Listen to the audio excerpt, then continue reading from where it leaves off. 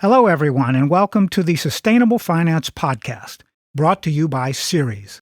I'm Paul Ellis, your host for these programs about developments in this fast-growing industry. Annual spending by the U.S. government amounts to $630 billion, which makes Uncle Sam the largest purchaser of goods and services in the world. A new rule proposed by the Biden administration would require large federal contractors to publicly disclose their greenhouse gas emissions and other climate change risks, as well as set science-based emissions reduction targets. Ceres is highlighting the opportunity for companies, investors, and concerned citizens to submit public comments on the proposal through January 13th, 2023. In today's Sustainable Finance Podcast, I'm joined by Sarah O'Brien, CEO, Sustainable Purchasing Leadership Council, Stephen Rothstein, Managing Director, Ceres Accelerator for Sustainable Capital Markets, and John Kostyack, Ceres Consultant. We're going to highlight details of this proposed rule and encourage our listeners to submit public comments on this proposal through January 13th. But before we start, I want to say a few words about our sponsor. I'm thrilled to talk about the important work Ceres is doing. Ceres is a nonprofit organization working with the most influential capital market leaders to solve the world's greatest sustainability challenges. Through their powerful networks and global collaborations of investors, companies, and nonprofits, Ceres drives action and inspires equitable market-based and policy solutions throughout the economy. To learn more, go to ceres.org/podcast. That's CERES.org/podcast. At Ceres, sustainability is the bottom line. Hello, Sarah, Stephen, and John, and welcome to the Sustainable Finance Podcast. Thank you. Nice to be here. Thanks so much for having us. Yes, this is a very important program for us going into the end of the year, and I know Ceres really wants to get the word out on this proposed rule. So let's start with you, Sarah, taking the lead on this first question that we have to ask. The very largest federal contractors, companies like Lockheed Martin and Boeing, would do the most work to disclose their climate change risk under this proposal, including preparing a risk assessment and a science-based emissions reduction targets. Please give our listeners more details on this focus on very large contractors within the proposed rule. Sure, Paul. Over the decade that the Sustainable Purchasing Leadership Council has been around doing this work, we have found that there's a very close alignment between the largest spend contractors or categories for a procuring organization and their largest sustainability impact. And that consistency holds true for emissions as well. Ordinarily, if you look at the top, it's a Pareto analysis kind of a thing. If you look at the top 20% of spend, you will find that those are a very significant portion of your climate impact. So I think the federal government is doing a great job at kind of assuming that. They've done studies on emissions from different categories of products and different contractors, obviously, and they're moving to address the largest tranche of their emissions immediately. I think the other piece that's really important to understand is that this is really a market-focused, market-based solution. Most of these large contractors will already be well on their way to being able to comply with this new regulation. So most of these very large contractors are already being asked for this kind of reporting and target setting by their largest commercial clients. So both things make this a very good strategic approach to launching into this risk reduction and emissions reduction initiative. Great. So it sounds like there's a lot of crossover here between for-profit companies and the federal government. John or Stephen, do you have any other comments to add to what Sarah has said? Sure. Just to follow up exactly what Sarah said. So there's about 500,000 companies that provide goods and services to the federal government every year. That this rule would only require the top roughly 1 or 1.5% of those companies, because they represent over 80% of the admissions. So it's exactly as Sarah said. Most of these companies are already doing that. 92% of Fortune 500 companies are already submitting, not to the federal government, but putting on their website or someplace else, some type of climate information. So it makes sense from that perspective. But it's also, as a taxpayer, I'm glad that the federal government is doing it, because it's going to reduce the risk. That imagine if you're a company, if you're the federal government and you're buying from a company, you don't know that their supply chain affects things, from an area that's been flooded, or where there's fires or droughts or other climate risks. We've all seen in the last 3 years how fragile the supply chain is through the pandemic, and whether it be baby diapers or food or chips for cars, microchips or things like that, supply chain is very fragile. So this is really, it's not just this makes sense for the president's environmental needs, but it's also to reduce the risk, increase the resiliency for the federal government. As a taxpayer, it's a sound business decision. Okay, John, any comments that you'd like to add? And then we're going to go back to Stephen for the first part of our second question. Go ahead, John. I'll just make a very brief comment and say this is the federal government taking off its blinders. It cannot see the climate risk that it is experiencing right now because of these scattered disclosures and inconsistent disclosures that are showing up on websites all across the internet. We're going to get a standardized format to really make the federal government operate in a more business-like fashion. Okay, now, just for all three of you, I just wanted, this is an add-on question here, but what kind of reporting requirements and tracking requirements are going to come into play related to this, either through the SEC or other organizations or infrastructures, reporting infrastructures that the federal government uses and corporations will be using going forward? So one of the things that the federal government did, which we think is a great idea, is they've partnered with 4 nonprofits that are already doing reporting. So they don't want to repeat, they don't want to duplicate. And so there is the TCFD, the Task Force for Climate Related Disclosure. Yes. CD. There's a lot of initials. I won't go through all of them, but there's 4 groups, and the overwhelming number of the companies use probably all 4 of these or some combination of those. And so it literally thousands and thousands of companies are already using these. So the combination of those we think is a very good thing. Okay. And I'd just note, Paul, that this is a proposition for the federal acquisition regulations. So this really just focuses on folks doing business with the federal government. This doesn't really relate to external financial markets. It may set a model for the kinds of performance that can be delineated in other systems. But as Stephen says, the federal government has done a very good job over the past many years at aligning with voluntary initiatives that are not new regulatory proposals, but are the feds using existing systems to meet their own needs for data and risk reduction. Great.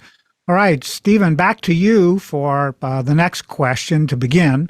There are a lot of other large contractors that will be required to report under this proposed letter, but their disclosure will only require them to report on Scope 1 and 2 carbon emissions. So could you give us more details on why this approach is being taken within the proposal? Yeah, it relates back to the thoughtful comments that Sarah started, basically saying is the companies have the biggest impact, they should have the biggest reporting. So the idea is that if you are a supplier and you provide less, your contracts equal less than $7.5 million a year, you don't have any requirements except for to certify the size. If you're between $7.5 million and $50 million, you do Scope 1, Scope 2, and those are, the industry would say are easier. And I bet, as Sarah said, overwhelming number of companies are already doing this. They may not be filing it with the federal government, but already disclosing that. So that, and then if you're the largest, over $50 million, then it's Scope 3 and transition plans. So it really highlights that where, and those that are over, by the way, 50 million, that represents 0.2% of the suppliers. So very small number of suppliers. And again, those, the big defense companies and financial institutions and others, I will be surprised if they're not all doing it. So this focuses on the companies where they have the biggest impact, probably already doing reporting to get the most information. We think it's a very thoughtful, graduated approach from the federal government. All right, John. Well, then we're going to go on to our third question for you to begin, and that is that the federal government has achieved a 32% reduction in carbon emissions across its buildings and fleets of vehicles since 2008, thanks to environmental procurement programs. What kind of savings for taxpayers has been achieved in this time frame? And a second question, or an add-on, would be, do you expect more taxpayer savings from the proposed rule? Sure. So, Paul, the federal government has estimated the amount of savings we are getting from the existing environmental procurement programs, and it's roughly $12 billion per year. Under this rule, we're expecting dramatically additional amounts of savings to the taxpayer, and I can give you the reasons why. This rule applies economy-wide. It deals with both the physical risks of climate change as well as the transition risk. So physical risk. Right now, we are seeing every year 18 climate-related disasters that are imposing more than $1 billion of costs. That's a massive increase over previous numbers. That's just happened in the past 5 years. And so think about, with the inevitable momentum of climate change, how much the numbers are going to go up unless we tell our federal supply chain, we need to get you involved in building more resilient infrastructure. This proposal allows that to become possible for the first time by giving visibility to those contractors to pick the right suppliers who are capable of delivering those kinds of resilient products and services. Similarly, on the transition risk, many companies are very prepared for the new world we're entering of decarbonization. Others are essentially in denial and do not have transition plans. Right now, the federal government does not have visibility into which ones are truly ready for the energy transition and which ones are not. This rule would make that possible. Just think about the possible savings. As the Ukraine invasion demonstrated, fossil fuel costs are extremely volatile and escalating right now, and we have a lot of evidence to suggest that trend will continue. On the other hand, energy efficiency and renewable energy have demonstrated already and will continue to demonstrate massive cost savings for people who buy their products. So the federal government finally will have visibility in which companies are able to deliver the more cost-efficient products and services and can deliver those savings to taxpayers. Last thing I want to say on this is a number of leading experts on the energy transition have said that if we don't get greater visibility into which companies are ready for the energy transition, which ones are not, we're at risk of a global financial collapse along the lines of what we saw in 2008. And that is because the markets are not prepared, and there could be many business failures and asset deflation. If that happens, the federal government essentially, once again, will be the financial backstop. The last thing we want to do is saddle the taxpayers again, like we did in 2008, with the cost of that kind of collapse. We want to avoid that at all costs for many reasons. This rule would enable us to avoid those costs as well. So massive, massive savings to the taxpayers if we can move forward with this proposal. Yeah, now, John, thanks for that last comment. It sounds like there's a lot of a focus here on risk reduction as part of that kind of process within the proposed rules. Sarah, would you like to comment any more on that possibility? Sure. I think, this taking climate in hand, making sure to understand and address one's climate risk is a fundamental responsibility of business at this stage of the climate crisis, at this stage of our financial markets, because of the need to drastically reduce risk. So many companies, I know that the private organizations that we work with, as well as public organizations, are looking very strongly across their portfolio of operations, companies, divisions, to make sure that they understand this risk, because it is very significant to them, both in terms of their procurement, in terms of their ability to access the commodities and products and services that they need, but also in terms of their own operations, being impacted by energy cost and energy scarcity.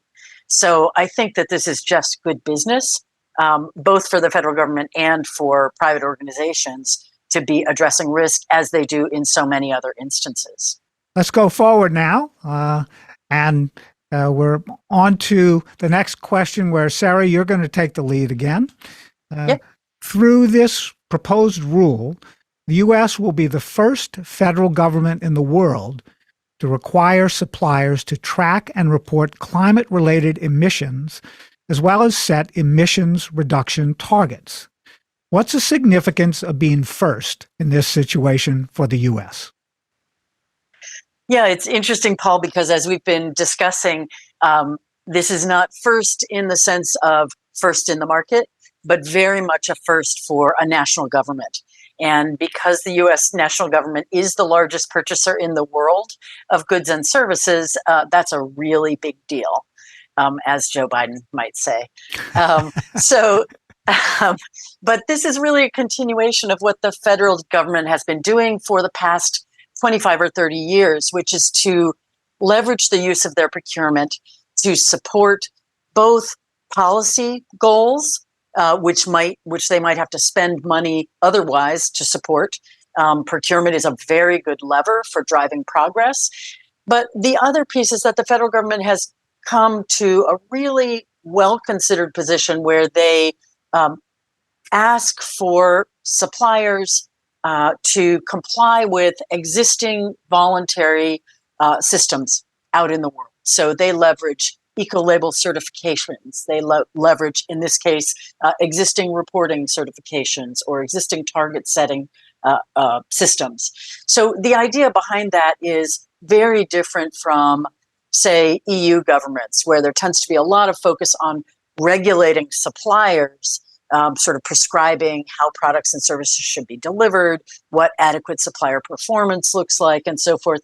The U.S. takes very much a voluntary market-based approach.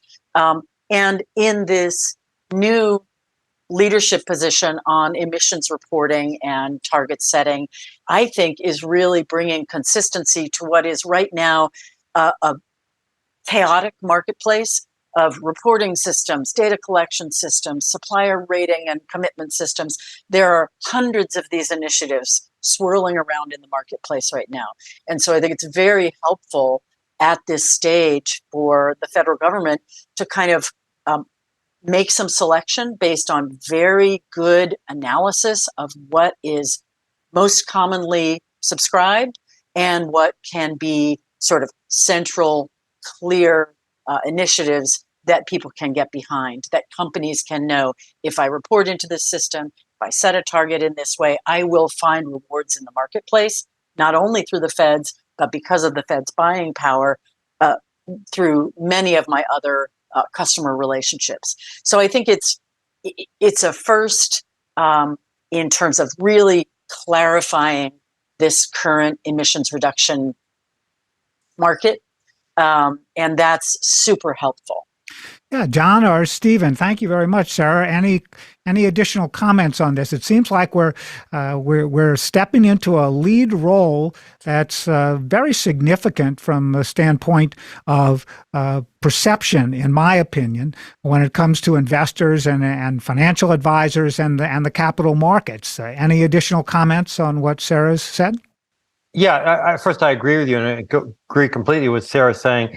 So on the one hand, it's the lead role. On the other hand, the federal government's been doing this on a variety of things for decades. I mean, whether you look at veterans benefits or equal opportunity, or in the 80s, recycle paper, or there's a myriad of other things, they've looked at those for procurement just recently on COVID areas. So they've utilized, again, as the largest purchaser in the world, it has such a big impact. The federal government announced this as part of their commitments at COP back in November. But this is part of a worldwide effort of there's a basic knowledge, like on any risk, you can't manage a risk if you can't measure the risk first. And this is the federal government not saying, okay, we're not going to tell you what to do. We just want to have information.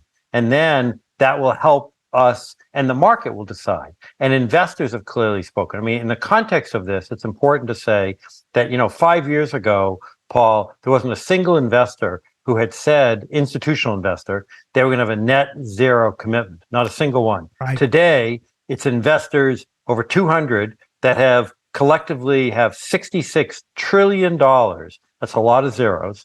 $66 trillion that have made a net zero commitment. They're not doing it because they think that's the quote right political thing to do. They think from a fiduciary perspective to protect their investors, their pension holders, whoever they're managing money for, it's the right thing to do. And that's from around the world, both US and around the world. So the capital markets are speaking, and this is aligning with that very holistically. Great. I think that's a very important point that you're making, Stephen. John, anything to add? I would add is that we have had experience with the federal government sending signals to the market with respect to solar and wind energy, with the various incentive programs we've had over the past decade. As a result of sending those signals, the taxpayers and consumers are right now enjoying many, many billions in dollars of savings because we are able to get those industries to a level of scale and achieve what they know, achieve learning curves, essentially that put them on a trajectory for steady cost reductions, steady and almost guaranteed cost reductions. We can achieve that with many other products and services for the benefit of taxpayers with this rule going forward. Terrific. Okay, Stephen, back to you for our final question for the panel today. And that is, why should companies, investors, and concerned citizens submit comment letters regarding the proposed rule by the January 13th deadline? Yeah, thank you, Paul. So this is really democracy in action. The federal government says, here's what they're recommending. They've issued a very thoughtful proposed rule, and they're giving companies, individuals, nonprofits, academics, anyone the chance to comment. So if people think it's all perfect, great. If they like the idea and they want to change it, if they don't like the idea, whatever it is, we encourage everyone to submit comments. I mean, clearly, if you're a federal supplier, absolutely, but anyone else who has a perspective on this, Ceres has a draft letter that'll be available on the website, or somebody could email me, Rothstein, Rothstein, at Ceres, Ceres.org, Rothstein at Ceres.org. Happy to share that. It's on our website. It's on Paul's website here in terms of information. And we hope that everyone by Friday the 13th submits a comment, whatever you think. I think it'll help the federal government make better decisions. And this will be a decision that affects all of us, not just for those companies that are suppliers, but as taxpayers. Again, we think this will reduce the risk, increase the resiliency to the federal system through the adoption of this exciting rule.